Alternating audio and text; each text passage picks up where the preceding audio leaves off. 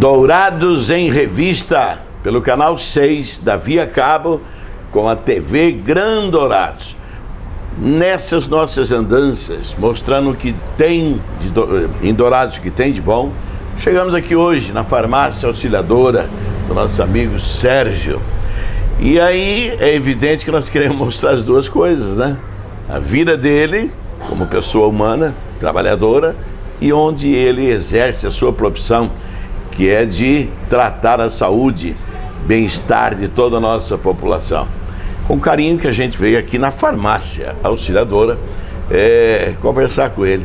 Numa época como essa, onde todo mundo fala em crise, a gente vê que ele se mantém, onde muitos já renderam-se à crise e aos problemas. E eu nem vou dizer boa tarde, nem boa noite, nem bom dia, porque o nosso programa sai nos 3 horários. Só vou dizer para você que estou muito feliz de estar aqui contigo e nós vamos bater um papo conhecendo primeiro a tua vida, né? Se você nasceu aqui, se você é douradense ou não, e depois nós vamos falar da grande auxiliadora. Boa tarde, professor. É um prazer recebê-los aqui na minha casa, né? Hoje eu sou entrevistado, mas estou na minha casa. É verdade. Para a gente falar um pouco da minha vida, sim. Você é douradense, Sérgio? Não, eu sou paulista, mas vim para Mato Grosso do Sul, nós viemos em 64, eu tinha 4 anos de idade. Então, meu Deus do céu, que cidade do interior de São Paulo? Eu sou de Urânia. Urânia, onde é que fica Urânia? Eu sou paulista, ali da região de Rio Preto, eu nunca ouvi falar Urânia. Pertinho de Rio Preto, fica perto de Fernandópolis, Jales. Urânia? Mas então deve ser um trem aqui nesse tamanhozinho, né? Bem pequenininho. Então, na verdade, foi seu pai que veio para cá? Meu pai. Em 1964, né, nós viemos e paramos em Fátima do Sul. Aquela região ali, Sérgio, é toda a região de café, pelo menos naquela época, né? E o seu pai, ele trabalhava com isso, ou era comerciante? O que é que fez ele sair daquele comodismo do interior de São Paulo? Porque aqui era aventurar, era Mato Grosso ainda, né? Mato Grosso. Meu pai era um pequeno agricultor na época lá. E aí a família é grande, nós somos 9 irmãos. E os irmãos, assim, já na época de começar a trabalhar, né? E foi isso que trouxe ele para cá, assim. Até hoje, muitas vezes eu fico pensando, foi realmente uma aventura, né? Lógico, Ele vendeu a propriedade lá, veio para cá, apesar que lá era bem mais valorizado do que aqui, né? Nossa, muito então mais. Ele chegou aqui, foi onde encaminhou todos os filhos. Né? Na agricultura ou não? Não. O mais velho já era do ramo de farmácia, é o Sebastião, com farmácia. O outro mecânico, o Braga, o senhor conhece também? Eu conheci muito. O Braga ainda era jovem, ainda também trabalhando em farmácia com o irmão mais velho. Assim, depois já vamos participando do comércio de Fátima do Sul. E além do Braga, eu tenho um pedacinho, né, de paizinho do Braguinha, meu aluno. Nossa, como a gente se ama, nós dois. E o seu pai, ele, como era agricultor, ele aí vem para a cidade, aí você ficou meio fora de esquadro para ele. Não, mas ele era comercial, assim, ele tinha o lado comercial dele também, né? E na época ele veio, já começou a trabalhar no ramo de beneficiamento de arroz. Naquele tempo tinha as máquinas. Claro que tinha, arroz, claro. E ele foi, até de Fátima do Sul já praticamente parou com a agricultura, ele foi mais pro comércio, né? Dos 9, em que lugar que você está? O último. Caçula? O caçula. Pô, rapaz, somos 2, então diz que os caçulas são mais bonitos, mais inteligentes. Que bom saber disso. E aqui então você realizou todos os seus estudos, né? Olha, aí eu vim para Dourados em 78, junto com meu irmão com o Braga. Mas peraí, eles não vieram para cá em 64? Em 64 para Fátima do Sul. Ah, para Fátima do Sul, eu não tinha ouvido isso aí. Dali é que veio para cá, então. Tá. 78 para Dourados. Que aí coisa, hein? Terminei o 2º grau no Colégio Oswaldo Cruz. Interessante, né? Houve uma época que era só Oswaldo Cruz, aí passou um tempinho, era só Imaculado, depois foi só Objetivo. Vai tendo gerações e gerações. Mas você chegou a fazer faculdade? Fiz administração. Não fez no ramo de farmácia? Não, na época não tinha, né? Só Campo Grande, direito, né? Ou administração, e eu tinha que trabalhar também, né? É verdade. Trabalhar e estudar não tinha como. E trabalhava com Braga? Com Braga. Eu vim para ser um gerente dele, né, na época novo, assim, gerente por ser irmão, ele era um balconista mesmo, eu tinha 18 anos de idade. Aí trabalhei com o Braga até 82. Nesse período ele me deu uma participação da sociedade. Aí depois, em 82, nós acabamos dividindo e ficamos... E aqui em Dourados, onde é que você trabalhava? Farmácia Avenida. Onde é a avenida hoje? Onde é a avenida? Não, Farmácia Avenida era em frente ao posto Tambori. Ali era, antigamente era Farmácia Avenida, né? Beleza.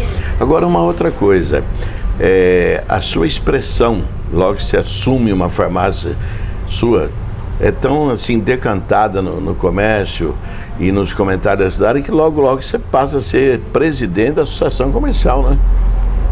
Não, demorou um tempo assim, né? Nesse tempo, né, de evolução.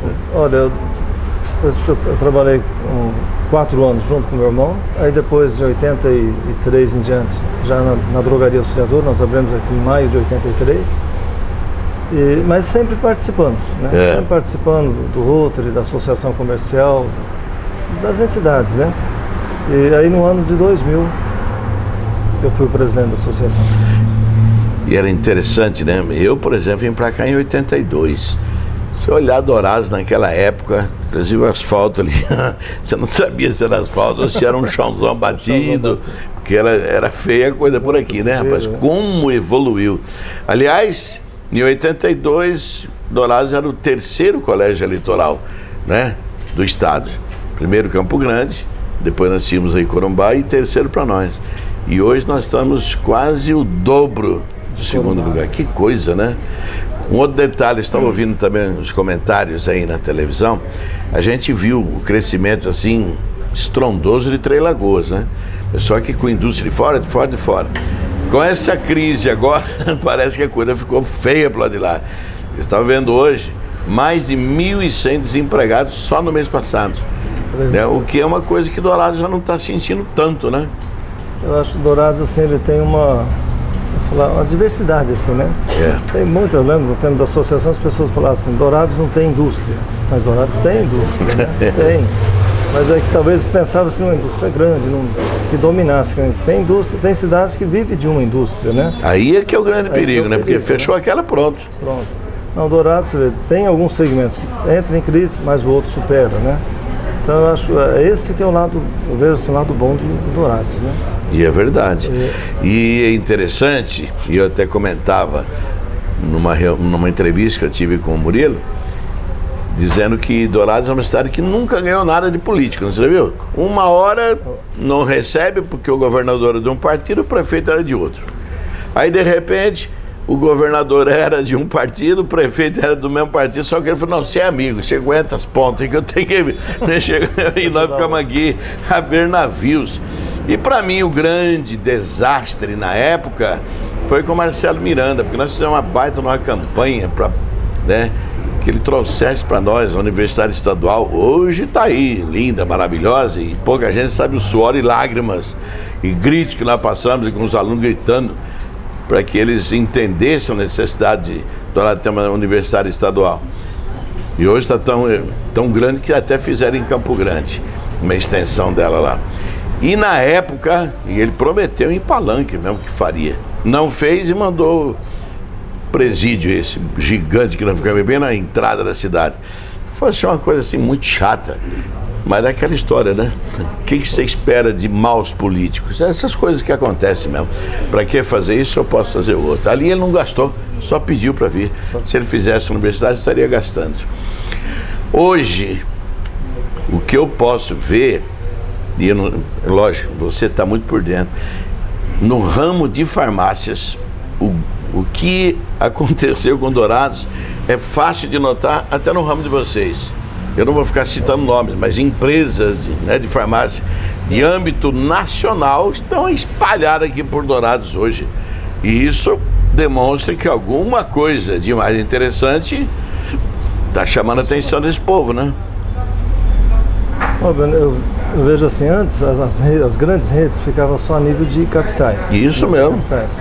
Aí elas foram abrindo o capital delas e tiveram que espalhar, né?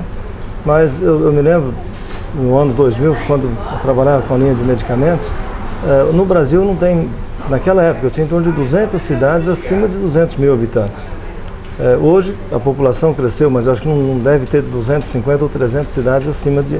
Perfeito. Então, nesse meio está Dourados, né? E além disso, é uma cidade assim, nós que somos daqui, que vimos crescer, né? Uma cidade que tem potencial e que não tinha tanta concorrência dos grandes centros. É verdade. Por isso que hoje você vê. E a própria globalização mesmo, globalizou. Globalizou. Se globaliza em nível de país, globaliza em nível de cidades. Uma coisa interessante, só que o douradense, eu tenho impressão, e isso talvez é um fruto meio que geral, não é só de Dourados e região não, o estado inteiro. Na vinda dos gaúchos para cá, diz que eles riam muito. O que esses gaúchos pensam? Essa terra aqui não presta para nada não, pai. Braquiária, é pasto, é não sei o quê. E aí venderam barato, achando que estavam vendendo caro. Quando viu que aquilo começou a produzir máquina e soja e aquilo, aí começaram a reclamar que os gaúchos tomaram deles. Tomaram nada. Tinha muita gente torpe, tonta, que vendeu aí achando que não valia nada. Isso parece que ficou meio que medrado no meio da população, porque eu lembro quando estavam abrindo shopping, todo mundo, aí vai dar em nada, que Dourado não é cidade para shopping, que é isso, você vai ver, não vai ter ninguém por lá. Esses desaparecem, né? Você não vê falar mais e você fala, você é um dos que falava, não, que eu sempre vi que era bom. E é uma espécie assim de autodestruição, que coisa horrível, horrível. Eu escrevi um artigo uma vez sobre um advogado que metia o pau, falei, que shopping da onda, isso é um montinho de loja lá e tal. Tá aí o exemplo. Então, evidente que o Extra veio uma baita de um troço daquilo ali, que em 6 meses montaram tudo aquilo. E cada vez mais, né? Porque estão chegando grandes e grandes empresas. No caso das farmácias, Sérgio, esse povo ele atrapalha um pouco, porque como eles compram muito mais quantidade, eles têm condições de fazer preço mais em conta, não tem? Tem. Hoje as grandes redes, como já chegou aqui, ela tem um trabalho diferente. Então, assim, não é aquela guerra tão grande nos preços. Uhum. Ela não atrapalha. Talvez eu não senti esse atrapalho, ainda vou explicar por quê. Antes, Dourados tinha, um exemplo, Drogaria Auxiliadora, Farmácia Popular e tinha Morifarma. Exato. A classe A era da Morifarma. Passou um tempo, fechou Morifarma, essa classe foi para a Popular, depois entrou a São Bento. E a São Bento cresceu. Essas redes entraram, a São Bento saiu. Então, assim, esse público é um público que gira. O teu é fixo. O meu é fixo. Aí é bom. Assim, nós estamos aqui há 33 anos, né? 33 anos, você já passou uma geração, né, Benê? Eu já vi assim, pessoas que eram criança, que compravam aqui com os pais, hoje compram. Estão trazendo os filhos. Trazendo os filhos, né? É verdade. Então você vai fidelizando, mas vou falar, é uma concorrência. A concorrência sempre é bom, que ajuda você a se mexer também, né? Também. Se a pessoa não se mexe, aí roda, né? Roda. Se você não acompanhar o que ele só criticar, você fica para trás e acaba desistindo. Nós vamos fazer um intervalo para dar oportunidade aos nossos colaboradores. E eu vou deixar uma pergunta para você aí. Durante esse tempo todo que você está aqui em Dourados, e principalmente de 82 para cá, com a farmácia, né? Com a farmácia. Eu queria que você contasse para mim qual foi o período áureo, que sempre tem, né? E eu me recordo das lojas de Dourados. Vige, rapaz, se você for ali no portal Dourados, quem tinha loja estava lá. Entendeu? Hoje esse pessoal está passando um apuro danado. Exatamente porque estendeu, né? Você tinha uma casa X lá que era todo mundo ia ali. E agora espalhou de tal maneira que não é fácil o camarada ganhar, não. Então, depois do intervalo, você vai pensando em qual foi o período áureo e também qual foi o período mais difícil e você sobreviveu bem evidente no áureo. O que você fez para suportar bem o período difícil? Dourados em Revista, dando oportunidade agora aos nossos apoiadores. Mas voltamos já.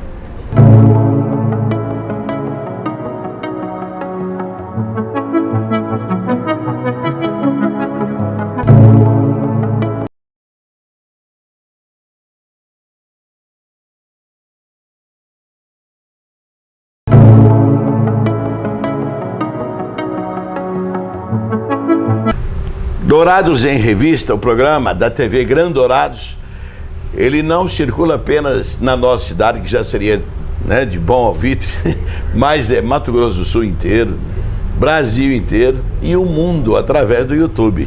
Então, eu tenho até o gozo de dizer para minha filha que mora na Austrália, a Claudinha, pelo menos você tem como ver seu pai, eu só por foto ou aquele programinha do celular. Tem uma outra que mora nos Estados Unidos, a Fabiane, que também acompanha o programa.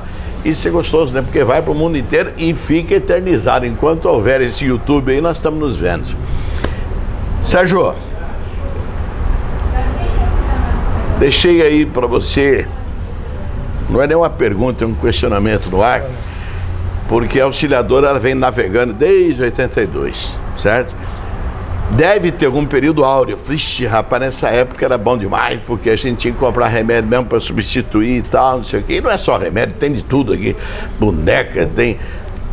e aqui eu vi atrás aqui esses suplementos que se usa demais hoje, né? Então, perfumaria e tudo mais. Qual foi o período melhor, economicamente falando? Nesse 30 anos nós tivemos alguns períodos bons, né? Certo. Mas assim, quando eu comecei em 83, mais ou menos, final de 82, 83, foi uma fase boa. Apesar de, assim, de estar naquela fase terminando o regime militar, né? E que falava muito das vacas magras, foi uma das melhores épocas minha, até 86. Eu também digo isso, os caras falam, ditadura da ditadura. Eu dei aula naquele período em cursinho, que a gente falava o que a gente queria, mas nunca ninguém veio me prender, certo? Eu entendo o seguinte, que é muito melhor um regime sério como aquele, em lugar de chamar de ditadura, chama de um regime sério, do que essa baderna que virou por aí hoje. Então, até 86 foi excelente. Aí veio o plano Sarney. Ali foi a pior época foi a fase mais difícil. Foi uma fase que no início começou bem, depois com o congelamento sumiu os medicamentos, sumiu os produtos das prateleiras, né? Então você não tinha que vender. Então a farmácia sem remédio não vende nada. É verdade. E as despesas aumentando, depois começou os juros subindo também, né? Então essa foi a época mais difícil. Depois veio o plano Collor, né? Já no plano Collor já foi uma coisa diferente, que por causa da conversão do dinheiro. E ao mesmo tempo que sumiu o dinheiro, né? Sumiu o dinheiro. Ele recolheu tudo? Recolheu. Então naquela foi uma época boa. Foi ao contrário do plano Sarney, né? Hoje, quando você fala eu tenho funcionários aqui que estão comigo há 20 anos, mas que não sabem o que é uma inflação. Não viveram períodos assim, né? Aqui a gente falava das maquininhas, nós chegamos a remarcar assim, a remarcação mensal, inflação de 80%, né? Ou até mais, né? Até mais. Então, naquela época... Ao mês. Tem gente que nós estamos ficando com medo de inflação de 9%, 10% ao ano. Nós passamos por 80 e tantos ao mês. Então, começando o plano Collor, já foi melhor. E a melhor época para mim também foi de 95 até 2000. Foi um ano assim, para mim, foi a época que eu já tinha começado a distribuidora e também um trabalho fora do estado. Então foi a melhor época. Um detalhe interessante também, quando você fala daquela inflação, esse povo não sabe o que é isso, mas havia até uma brincadeira do cara estar almoçando, tá lá cortando o bife, ele via lá o preço lá, R$40, e cortado em breve, porque era 42, quando ele acabava de comer já estava R$47. Que loucura. Dentro do ramo de farmácia hoje, o que ajuda mais? Perfumaria, brinquedos, essa diversificação, ela aconteceu talvez nessa época em que as coisas ficaram meio duras de, né, sobreviver. Isso aconteceu meio natural, que na drogaria ela sempre teve uma diversificação grande, né? Mas a gente, assim, por ser uma farmácia do interior, e a gente falou no interior do estado, interior do Brasil, sempre as farmácias aqui têm cara assim, de farmácia com medicamento. Até hoje nós mostramos medicamento. Nas grandes cidades ele já mostra mais do lado da perfumaria, né? É verdade. Das outras opções, né? Olha, hoje, assim, a farmácia, se ela não tiver uma variedade, é difícil só no medicamento ela sobreviver. Agora, eu gostaria até que você desse essa opinião, não apenas relativa à auxiliadora, mas a tudo. Mas uma loja que vende só brinquedos, eles não teriam condições de vender o brinquedo mais barato do que uma farmácia que tem poucos? Ou não? Como é que funciona isso? Olha, ao mesmo tempo que tem condição, passa a não ter. Primeiro, assim, como ela só mexe com brinquedo, ela compra uma quantidade maior, tem uma condição melhor de compra. Isso. No caso da farmácia, como o brinquedo não é o nosso negócio, nós podemos vender ele bem mais barato, porque ele não é o nosso negócio. Então, você pode fazer uma concorrência. O contrário do que eu pensei, dá para vender mais barato, Mais barato porque que legal, não sabia dessa abre a mão não. do lucro desse item, né? Quer dizer, a loja, como ela não pode abrir a mão desse lucro. São coisas do comércio, né? E essa área de suplementos e não sei mal o que, essa coisa que vem da fitness, né? Tudo agora é saúde. Isso aí vai abocanhar uma boa parte da clientela, não vai? Vai. Hoje, assim, e são produtos caríssimos. Eu sei porque a Carol, o Regis, os troços que é caro que só a peste. Assim, a farmácia, lá atrás, tanto a drogaria auxiliadora, o slogan dela era Drogaria Auxiliadora, a farmácia do povão. Então, lá nos anos 80, é o povão que comprava remédio. Então, você vendia muito remédio barato. Hoje já está ao contrário, assim. O povão não compra mais remédio, o povão ganha remédio. Então, verdade, isso não tem mais esse cliente. Agora, o que está surgindo assim? Hoje, a farmácia já está trabalhando mais na prevenção. No caso dos produtos para treino, das massas, né? São pessoas que estão preocupadas com o físico, com a saúde, né? Hoje os dermocosméticos são produtos caros e que hoje vem crescendo também. Hoje é mais a prevenção. Nós trabalhamos assim, a farmácia, antigamente a gente falava, dono de farmácia fica contente quando as pessoas ficam doentes, né? É verdade. Hoje é o contrário, a gente já trabalha para que não fique doente. Uma coisa, hoje, por exemplo, uma farmácia do lado de medicamentos. Seria errado a gente falar que o que mais vende são remédios derivados da gripe, resfriado, essas coisas? Não, é a época, né? No nosso ramo, nós temos inverno e verão. Então, assim, o inverno vem as doenças respiratórias, então é o período que mais vende, os antigripais, os antialérgicos, né? Os analgésicos. E no verão já é o antibiótico para infecção intestinal, já são doenças do verão. Vou falar, em cada época vende, o estoque muda, naturalmente ele muda, de julho para dezembro. José, eu falei isso porque uma vez um camarada comentando sobre o papel dos laboratórios, né? Certo. Que esse povo é o seguinte, eles nunca vão fazer um medicamento para cortar de vez aquela doença, porque é o ganha-pão deles, vai. Que seria trabalhar contra si. E aí esse médico falou para mim, Benedito, se você vai na farmácia, 60 e tantos % da farmácia tem derivado de gripe. Ou, se não é gripe, é problema respiratório, aquilo, mas nesse campo aí, ó. Agora, como é que eles vão inventar uma vacina para acabar com essa gripe? Acabam todo o uso dos medicamentos. E aí? Mas a vacina para gripe, antigripal, ela diminuiu muito a venda de xarope. Né? Diminuiu bastante. Então, assim, hoje o idoso, a gente vê no dia a dia que diminuiu. Quem mais sofre com a mudança do clima são as crianças. As crianças, Agora, farmácia é assim, se a gente fosse trabalhar só com um princípio ativo de cada, 300 unidades acabava a farmácia, né? Então são muitas coisas iguais. Iguais. Então, pesquisa e lança. Depois passou a época dos direitos dele, todos podem fazer. E aí é onde começa a própria concorrência, assim. Agora eu vou dar uma pergunta para você, eu queria que você fosse assim, ó. Você fala, bem, mas se eu falar isso, fecha a farmácia, mas eu quero que você responda. Essa pergunta eu fiz para um médico também e ele deu a resposta que eu imagino ser. De verdade, eu tenho um remédio aqui, X, e eu tenho outro aqui, H. Mas só que os dois têm o mesmo princípio, igualzinho. Esse aqui é o chamado genérico e esse outro aqui é o comercial. É possível, de verdade, que um custando a metade do outro, os dois sejam iguais? É possível. É possível. As leis é a mesma. A lei para produzir um produto de marca ou um genérico é a mesma. É que o produto de marca, vamos pegar assim, existe, quando vai lançar um produto, tem todo o tempo da pesquisa. De repente você fica ali 10 anos pesquisando um produto, aí descobriu uma molécula nova, vai lançar. Aí tem 5 anos para recuperar esse investimento. Então ele começa lá em cima. Terminou esse período, você pode lançar o genérico. Então quem lançou o genérico não gastou nada. Mas aí que está um detalhe. Como é que o camarada ia sabendo que na tua farmácia tem o remédio X e tem o Y, e ele sabe que o X, por ser genérico, é metade do outro, por que ele vai comprar o outro então? Qual a razão?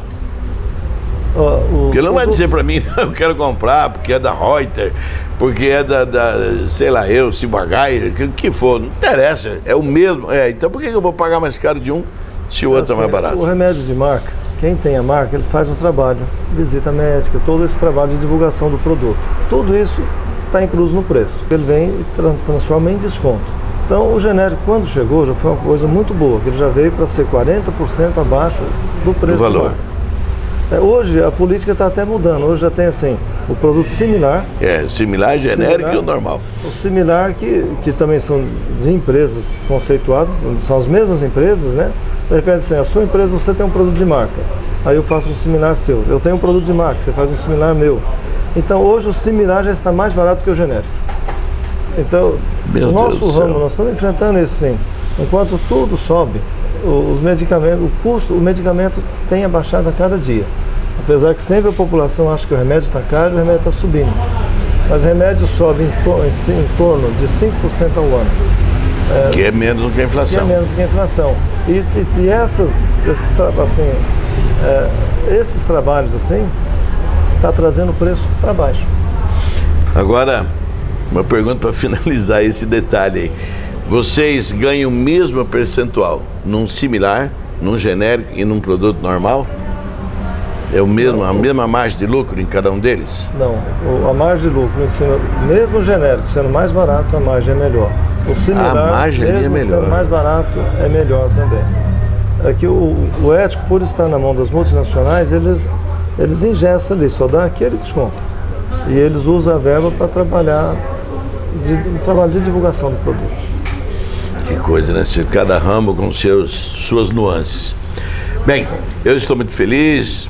Você que conhece o Sérgio aí, né, do Rotary, conhece aí da igreja, conhece do comércio, talvez não conhecesse um pouco da vida dele, né, do que ele entende, do trabalho que é uma farmácia. E é evidente que para ter uma farmácia não é necessário ser farmacêutico. Para isso tem um farmacêutico responsável.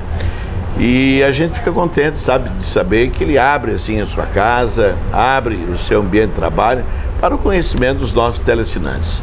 Alguma coisa você gostaria de comentar, finalizando essa matéria?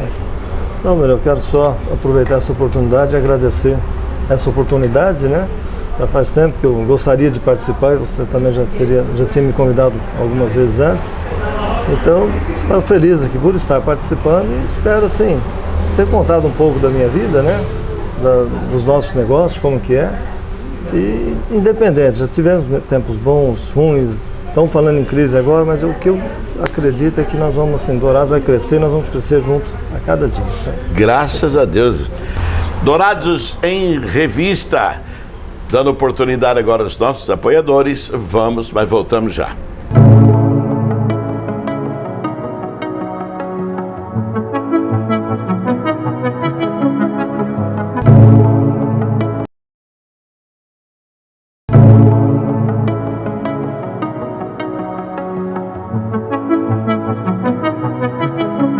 Dourados em Revista, mais uma entrevista importante, porque a pessoa que trouxemos até aqui para que todos nossos queridos douradenses, matogrossenses, sul-matogrossenses, brasileiros e o mundo, porque o nosso programa, assim como todos os demais programas da TV Grande Dourados, está no YouTube. Nós estamos trazendo aqui uma pessoa que tem muito da sua vida para nos dizer. Além de ser contador, professor no curso de administração e contábeis, é piloto, e agora mais uma que eu não falei para ele que ia contar não. Artista, ele é ator, participou do filme em que vai ser contada a história do nosso querido Odilon de Oliveira. Então, você já sabe mais ou menos quem é, né? Aparece no Face, uma hora como comandante, outra hora como tal e qual. O fato é o seguinte, há uma outra possibilidade para que seja realizada em sua vida. Dela também nós vamos falar. Eu não vou dizer bom dia, boa tarde, boa noite, porque o nosso programa aparece de manhã, 7 horas da manhã, depois aparece 5h30 da tarde, depois aparece 11 da noite, então estamos aí numa boa. Estou muito contente de estar você aqui, tá, Domingos? Boa tarde, Benê, boa noite, bom dia. Isso mesmo. Estamos aí, voltando, né? Foi seu aluno em 80, não vou falar também o ano, né? Nem é bom falar, né?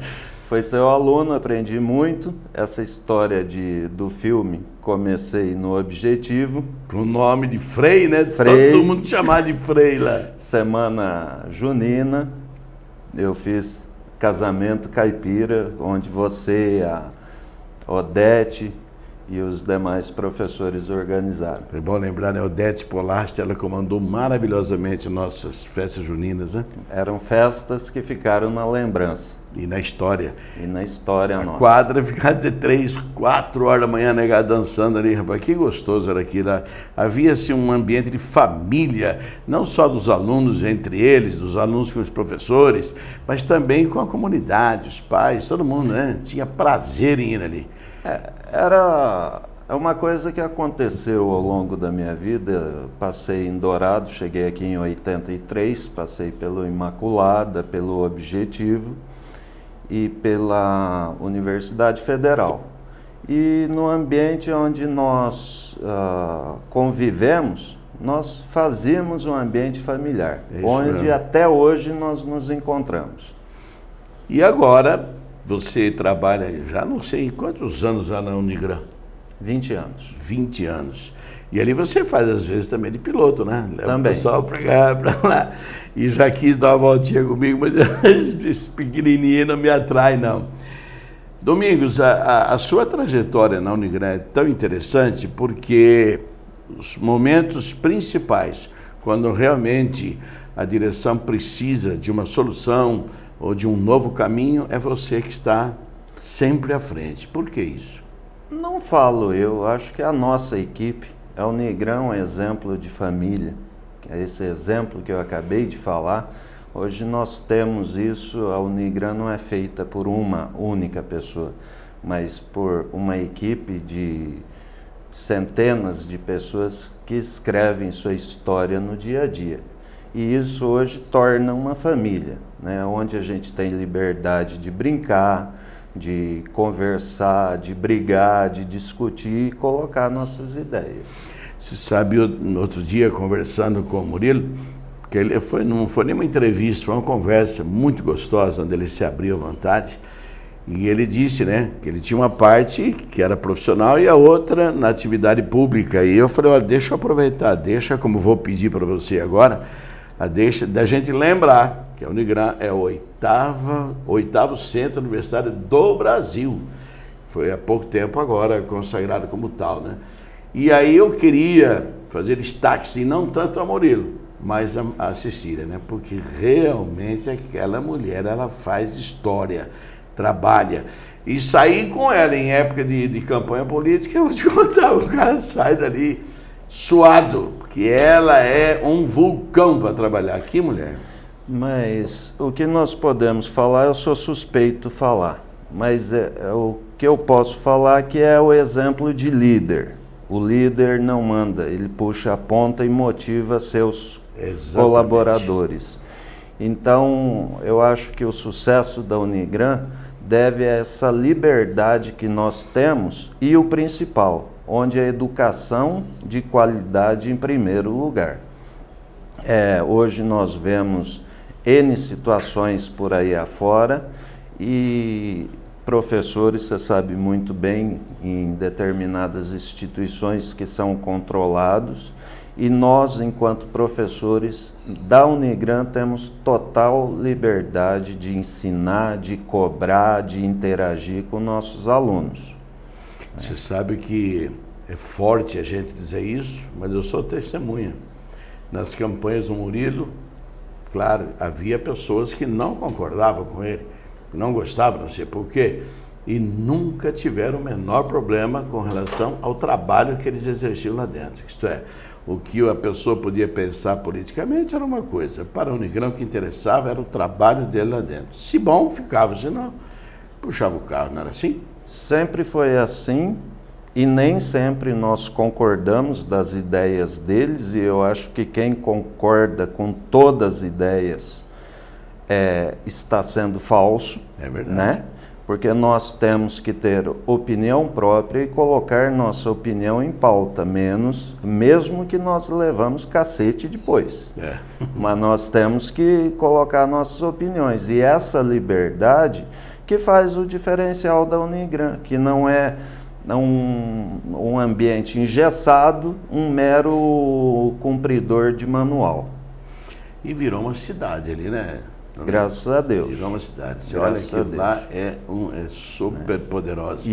A gente vendo isso em qualquer outra cidade, maior porte, etc, está tudo bem. Mas Dourados está chegando agora aos 215 mil habitantes, né? Então, fosse uma cidade de 500 mil, 800 mil, como é o caso de Campo Grande, tudo bem. E lá, já, a Unigran Capital vai estar. Mas isso é o pioneirismo, é a visão de futuro que todo cidadão deve ter. Eu cheguei em Dourados tinha 80 mil habitantes. Exatamente. Eu cheguei mais ou menos na tua época. Eu cheguei em 82. Então hoje nós conhecemos praticamente todos que fizeram a história de Dourados. Ou praticamente 40% da vida de Dourados nós acompanhamos. Eu e você acompanhamos e nós vimos. Quem acreditou, quem conheceu o projeto Unigran em 76. Eu já não estava aqui. Eu também. Eu acho que muitos duvidaram que ele chegaria onde chegou, porque 76 Dourados deveria ter 60 mil habitantes. Não sei se é bom falar ou não, mas eu acho que para testemunhar isso que você acabou de falar, a Unigran nasceu com uma sociedade muito grande, tinha lá uns 10 ou 12 sócios. O fato de dizer quem acreditou ou não acreditou, está agora para saber que só tem o Murilo e a Cecília, não é? Os outros não acreditaram. Isso nós nem podemos discutir, porque às vezes são rumos diferentes que nós tomamos. Hoje nós estamos aqui discutindo o passado, mas eu quero ver discutir o futuro e projetar esse futuro. Aí que tá. Né? E falando nisso, você vê, tem uma história muito semelhante. O Objetivo nasceu aí por volta de 68, 69, lá em São Paulo. E surgiu assim, curso aqui, curso lá, que o próprio Digênio dava. Era um exímio professor de física. Aí ele arrumou lá uns 9 professores e começaram. E o trem embalou demais, porque naquela época lá, todo mundo vindo do campo. Era a época do grande êxodo rural. O pessoal vindo para a cidade, todo mundo queria estudar. E aí então aquilo foi assim um estouro. E aí ele falou, olha, mas vamos abrir o colégio. Só um dos 9 que apoiou e acabou ficando. Era o Roger Patti só, todos os demais. Nas minhas aulas eu costumo falar isso. Nenhuma empresa nasce grande. É como uma árvore, surge de uma semente, de uma ideia, e ela pode ficar frondosa ou pode ser cortada ou sufocada pelas outras. Então tudo vai depender de quem está aguando, regando, tratando no dia a dia. E muito desse regar e tratar é uma maneira que tem que vir. Se não vier, tá danado. Não necessariamente. Às vezes, mas até na nossa vida pessoal, nós colocamos o dinheiro em primeiro lugar. Nós achamos que tudo é resolvido com o dinheiro.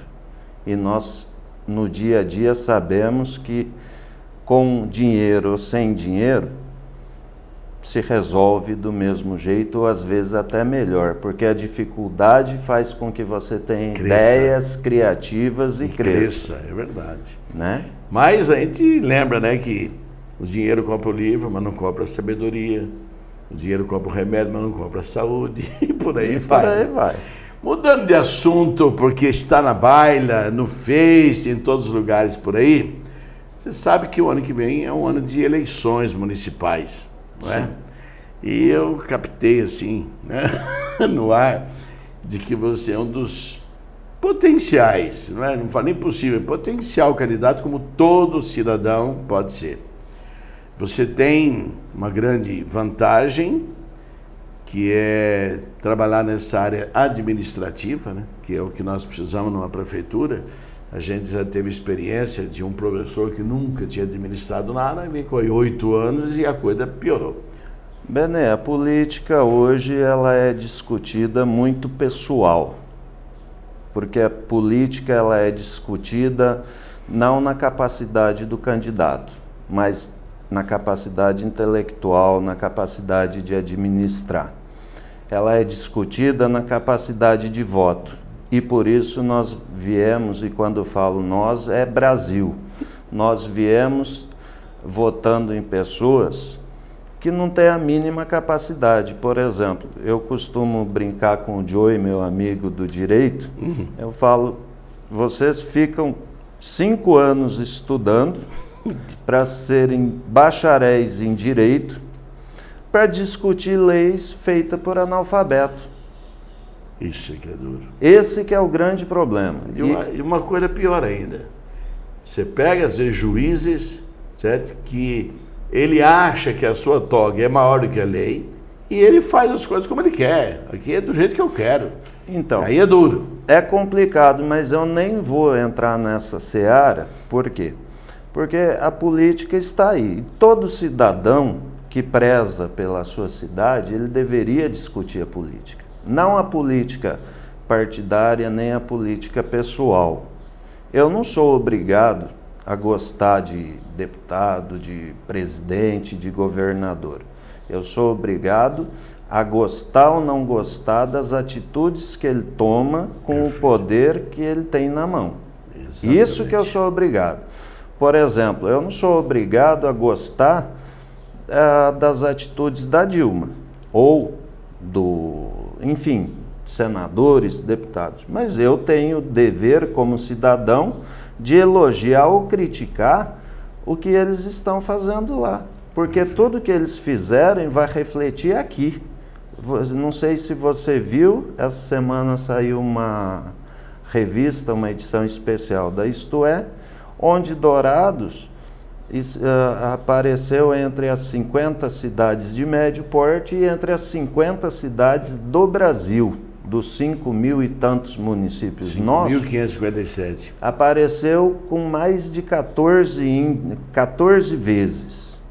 Isso é ótimo para Dourados. Se você andar na cidade, você vai ver que a crise que afeta outras cidades ainda não chegou aqui. Como falava nosso presidente Lula, esperamos que chegue aqui só uma marolinha. As marolinhas. Agora ele está vendo o tamanho da Mas marolinha. hoje nós temos uma qualidade de vida que é de fazer inveja a muitas cidades. Por outra, saiu no jornal Progresso, nosso jornal, que Dourados tem 10% a mais de dinheiro para o ano que vem. A maioria das prefeituras está arrecadando menos, nós estamos aí, de alguma forma, estamos melhor. Dourados em Revista vai perguntar para o Domingos por que ele gostaria de ser prefeito de Dourados. Em que se baseia esse seu desejo de ser o prefeito da nossa cidade? Que, aliás, isso é um orgulho para todo mundo, né? Principalmente para aqueles que entram lá com a afeição de trabalhar realmente, para que a cidade fique bem diferente do que quando o sujeito recebeu ela, né, para esse mandato de prefeito. Então nós vamos dar apoio aos nossos colaboradores e voltamos já já com o Domingo Venturini.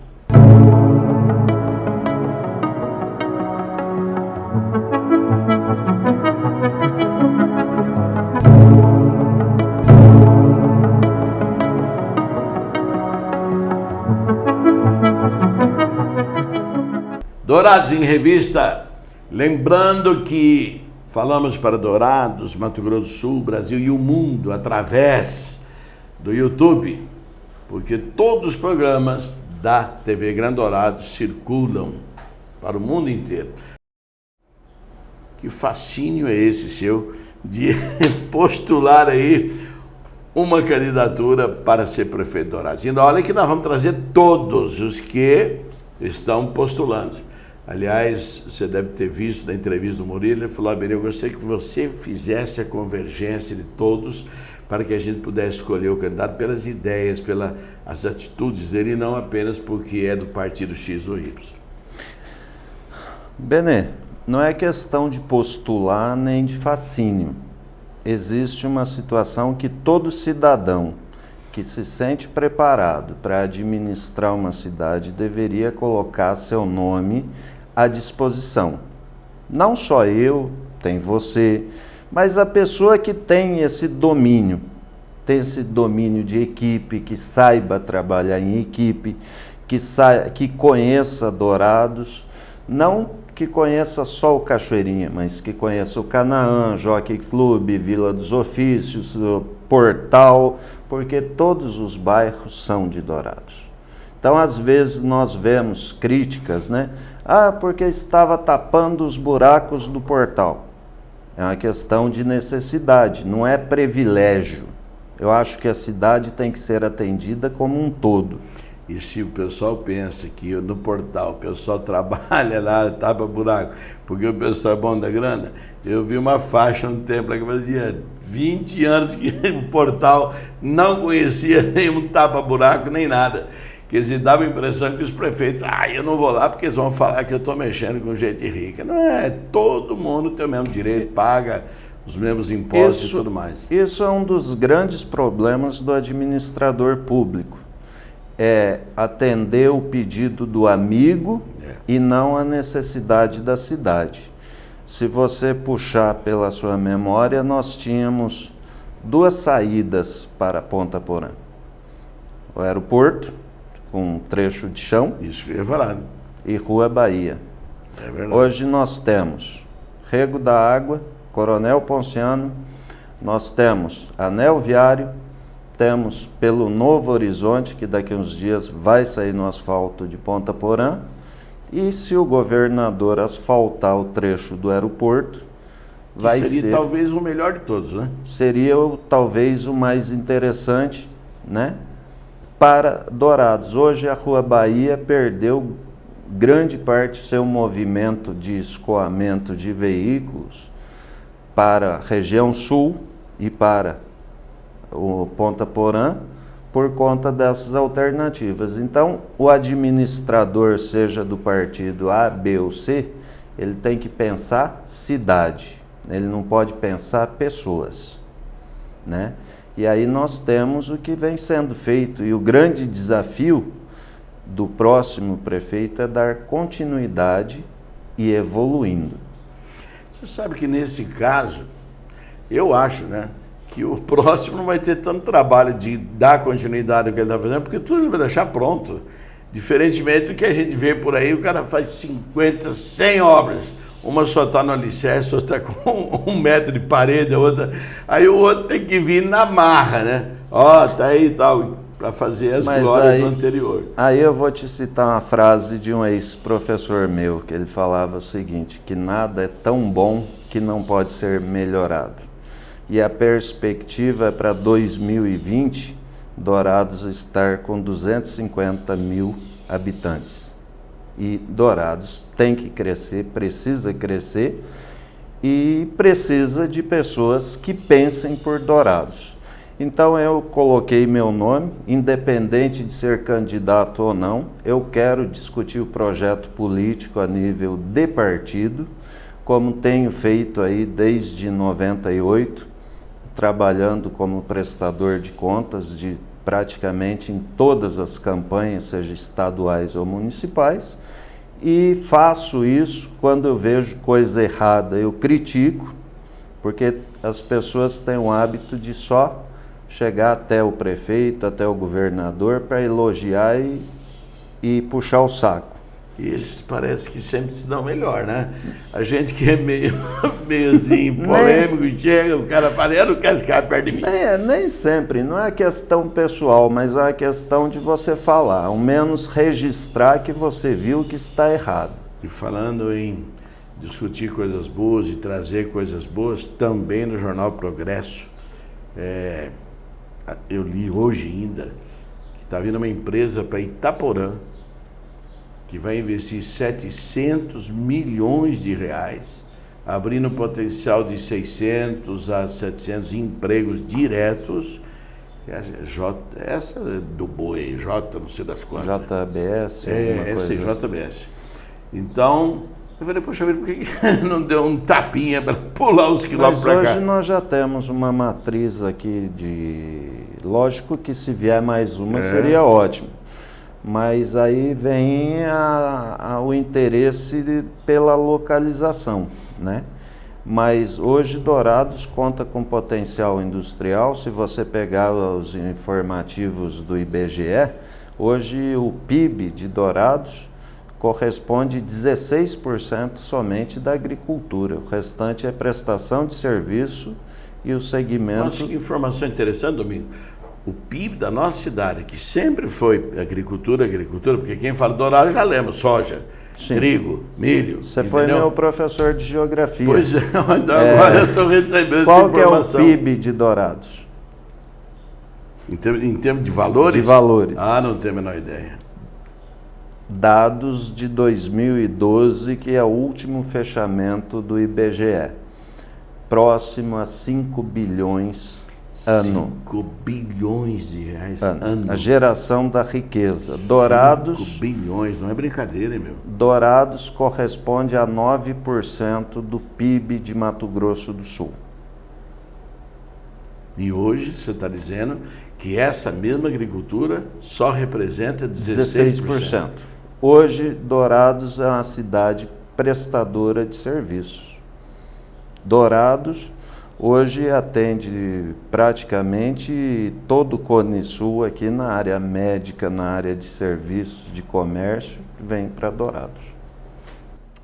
Vamos fazer de conta que nós estivéssemos em campanha, certo? Qual seria a mensagem que você deixaria? Olhando para aquela câmera ali, que mensagem você deixaria assim? Olha, eu quero ser prefeito por isso, eu acho que pode melhorar nisso, pode aquilo. Fala. Eu acho que a mensagem que eu deixaria, se eu tivesse o privilégio de ser prefeito de Dourados, eu daria continuidade ao que está sendo feito hoje, melhorando diante das dificuldades que virão ao longo do caminho. Que setor você bateria de frente mesmo, para melhorar mais ainda? Eu bateria de frente o desenvolvimento de Dourados, porque hoje a nossa população é muito dependente do município. E eu acho que a população o município tem que trazer investimentos, investidores, empresas para gerar recursos, gerar emprego, para nós resgatarmos a nossa população, resgatar a dignidade, não ficar à espera de um medicamento no posto de saúde, ficar esperando na fila, mas ter condições de chegar e comprar onde quer. Se você pudesse, só para te atropelar, porque isso não é da alçada do município, se você pudesse ter um plano, por exemplo, assim, de Bolsa Família, cesta básica, você faria isso para uma pessoa que não está trabalhando? Temporariamente eu faria, mas num curto espaço de tempo. Em conjunto com isso, eu daria a qualificação para que ele conseguisse andar com as próprias pernas. Porque a partir do momento que você coloca o sujeito numa cadeira de rodas e não dá fisioterapia para ele, ele nunca mais sai. E esse é o erro de todo projeto social que nós vemos. E o Clinton, nos Estados Unidos, se não me falha a memória, falou o seguinte, que projeto social só é medido não pelas pessoas que entram, mas pelas pessoas que saem dele. Que se libertam dele, né? Que se libertam dele, senão você se torna um prisioneiro. E o cidadão tem que ser livre, livre em todos os sentidos, inclusive financeiramente.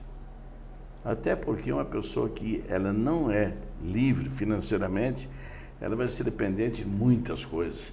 Vai estar sempre usando esse clientelismo político que sustenta muitos políticos, né, em suas campanhas. E aí nós entramos num círculo vicioso, que é o quê? O político deixa de fazer o papel dele, que é legislar, administrar, coisa do tipo, para fazer o assistencialismo, porque é muito mais conivente, muito mais conveniente para o político levar o sujeito até um hospital, dar um medicamento, dar uma assistência, do que ele pegar, sair do gabinete dele, chegar lá na prefeitura e falar: prefeito, nós estamos com um problema sério de falta de médico, ou falta de medicamento, ou de falta de transporte coletivo para o pessoal do bairro tal. Ou nós temos que fazer um posto de saúde lá. Para ele é muito mais cômodo ele fazer esse trabalho que a prefeitura deveria fazer. Bem, estou muito feliz aqui porque temos aí, nós vamos ter todas as pessoas, né, que tenham esse desejo de se candidatar e querer aí ser representante, e não só representante, mas trabalhar realmente pelo nosso município, porque nossos filhos serão os beneficiados, nossos netos, nós mesmos, né? E hoje nós tivemos aí a oportunidade de ter o Domingos Venturini, que é uma pessoa que desde há muito tempo eu o conheço como aluno, e depois na nossa própria vida, vendo ele trabalhando e trabalhando sempre e muito bem. Para estar ali onde ele está, 20 anos na Unigran, né, não é assim um funcionário de meio pau, não. É muito bem empregado, porque se dedica, e se dedica mesmo, sem hora para aquilo e outro. Uma pessoa dessa, que já trabalha assim, colocar na prefeitura, poxa, seria uma maravilha, porque estaria trabalhando também. Dourados em Revista, congratulando-nos com toda a população por podermos ter essa oportunidade de conhecer aqueles que um dia poderão nos representar na prefeitura. Nos despedimos, já antecipando que no próximo programa nós estaremos falando um tema que eu acho assim fantástico: a educação daqueles que não têm totais condições, né, que são os meninos aí com deficiência de qualquer tipo, e nós vamos estar vendo como é que o município se vira com isso, como é que as escolas Dourados se viram com esse tema. Até lá, desejando a todos as bênçãos de Deus para as nossas famílias, nossos lares, e que sejamos então hoje melhor do que ontem.